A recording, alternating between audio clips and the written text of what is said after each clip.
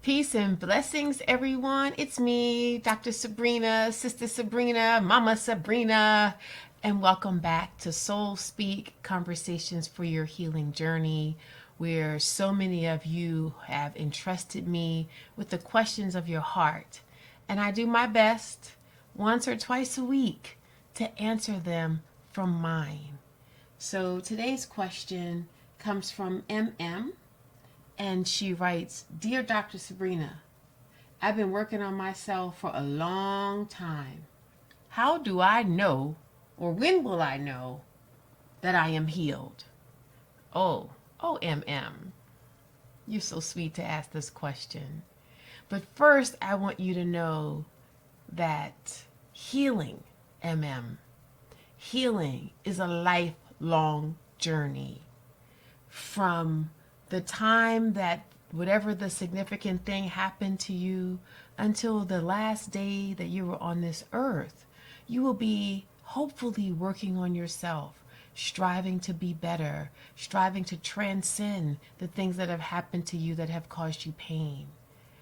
And a lot of people have a misunderstanding that the fact that healing is a lifelong journey means that you will forever be stuck. And that's not true. My tradition says that every time you experience an awareness, a veil gets lifted off of you that's not coming back. But you have a lifetime of awarenesses that need to come to you until they finally lift.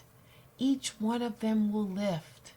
So if you've been working on yourself and have a therapist of your own and have a community and have a lifetime of laughter and love and connection, and you're moving your body and you're eating right, and you have a regular spiritual practice that includes gratitude and forgiveness and trust, I assure you, you are experiencing a healing.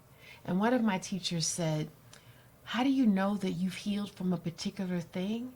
Is when you can't imagine engaging in the behaviors that did you harm. And no one can imagine that you ever engage in those behaviors. You see, that's different from you can't imagine that someone did you harm. That's not what I'm talking about. You know that you are healing when you can't imagine doing or engaging in behaviors that harm your heart personally. And then no one can imagine that you ever did.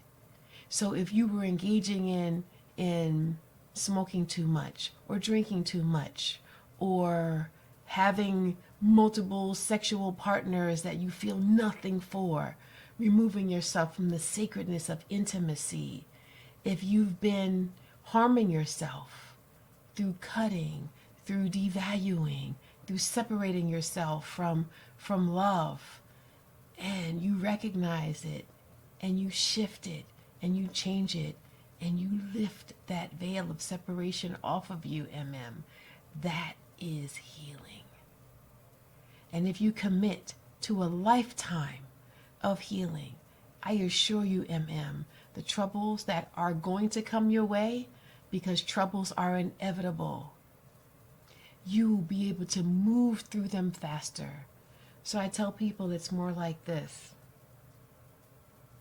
Your regressions start to look like this instead of like this.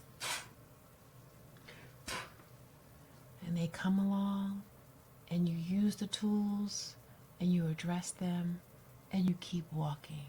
So my advice to you, if you're doing all those things I named, you are healing. And you keep walking, my friend. And you keep reaching out. And you keep looking in that mirror and falling in love with this unique human being that is you. Thank you so much for your question. I am so in awe of so many of you and what you have trusted me with. Please, please send more. In 2026, we're going to have even more guests. But you know what? Whether it's 5 guests, 2 guests, or just me and you, it's worth it. And I appreciate you. Peace and blessings.